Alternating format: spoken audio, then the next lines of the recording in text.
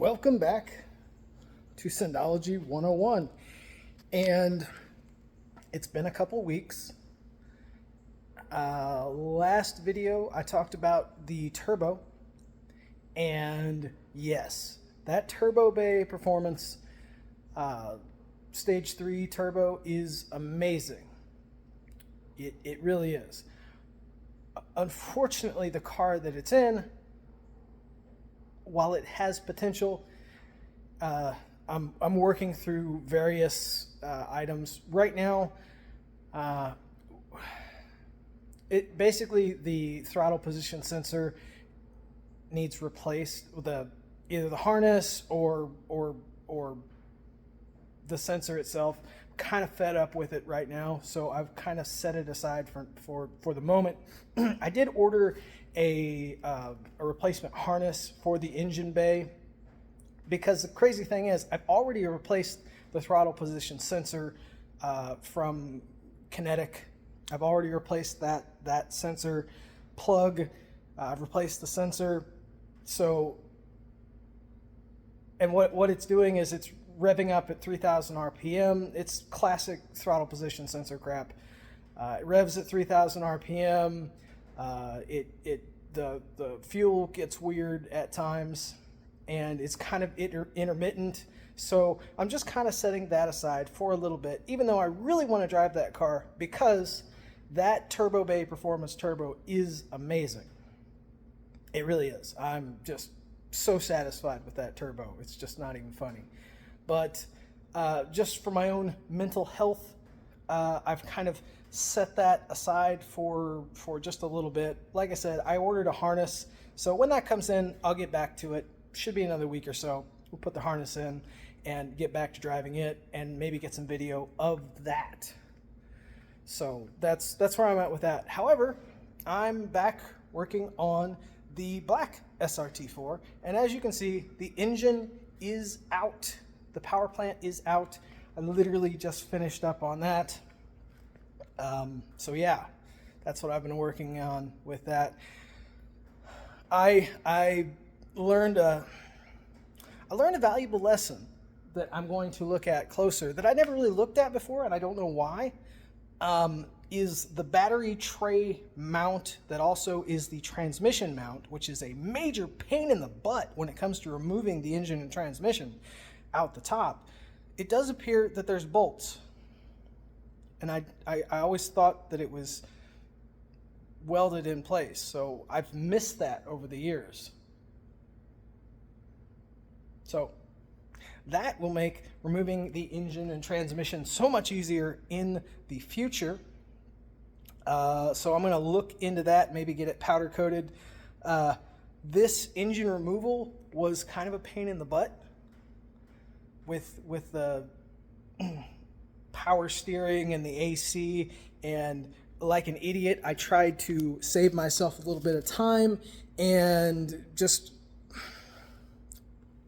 forgot to remove the radiator fan shroud and the radiator as well. I was trying to leave all that stuff alone because of the AC components, and it didn't occur to me how tight that is in there when you're removing the transmission and the intake manifold, just right up in that area.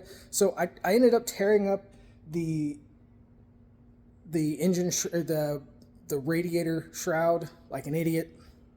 So I will be replacing that with another factory one. This car, of course, I'm trying to keep relatively factory, so I'll find a factory one or something. Kind of a stupid move on my part. Didn't hurt the radiator. That's a plus. Yeah. Had to pull the intake manifold off while things were kind of heave-hoed in there. And as I dented up the cowling a bit, bringing that engine out. I really think by removing, let's see here, this battery shroud, or this battery mount, that'll open that up a lot. So feeling kind of dumb, but that happens. The engine is out, so I will be replacing the transmission I will be going over the engine, cleaning things up, replacing some gaskets and whatnot, checking things out, and not a whole bunch. Obviously, replacing the turbo with a big wheel and new exhaust manifold. So I've got stuff going on for that. Really not too in-depth. I will not be rebuilding this. I did a compression test. Things were you know, pretty decent for a car with this many miles on it. So I don't feel like that's going to be a major holdup. I'm just going to clean things up, make it, you know, make it ready to go back in.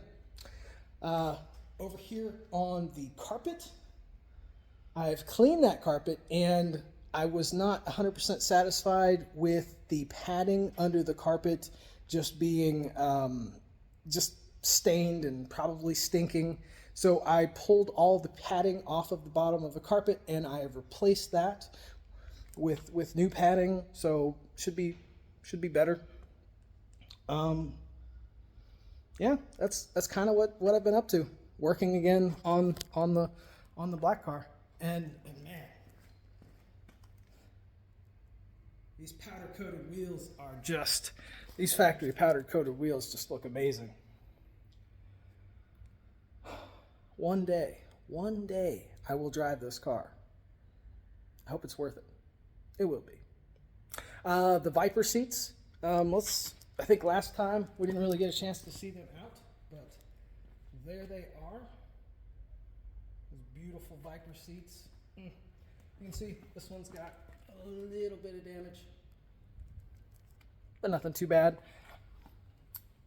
To adapt them, I managed to get a good deal on some Sparco seat adapters for the SRT4, and then I'm going to mount those to those Sparco plates. Should work. We're going to play with it. We're going to see how everything fits, and these are really comfortable seats. I'm pretty excited about these seats. I'd rather have the entire Viper, but I'll take the seats for now. Yeah, so that's kind of where we're at.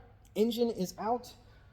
I put the front suspension back together. I will be replacing the bearings and a bunch of other stuff, so I'm not really worried about not having the axles in place with a load on the car. Not really worried about that. So I'll put the wheels back on the car and roll it out of the way of the lift so I can do other work and start going through the engine. And also I've got some interior stuff to do. The green car, which we talked about just a moment ago, is in the other shop, which I don't remember if in the last video that had been discussed, but I added a 30 by 20 shop onto the other side, and the green car is over there waiting for me to get back to it. I love that. I love that stage 3 turbo. That 20G stage 3 turbo is just stupid. I can't wait to drive it again. But with the TPS bug, it's pretty much undrivable. So yeah, that's where it's at right now at Synology. I broke some stuff, but I got the engine out. That's where we're at. Yeah, so if you have any questions or thoughts on any of it, leave it in the comments below, and I will catch you guys next time on Synology 101 and the insanity that ensues. Later.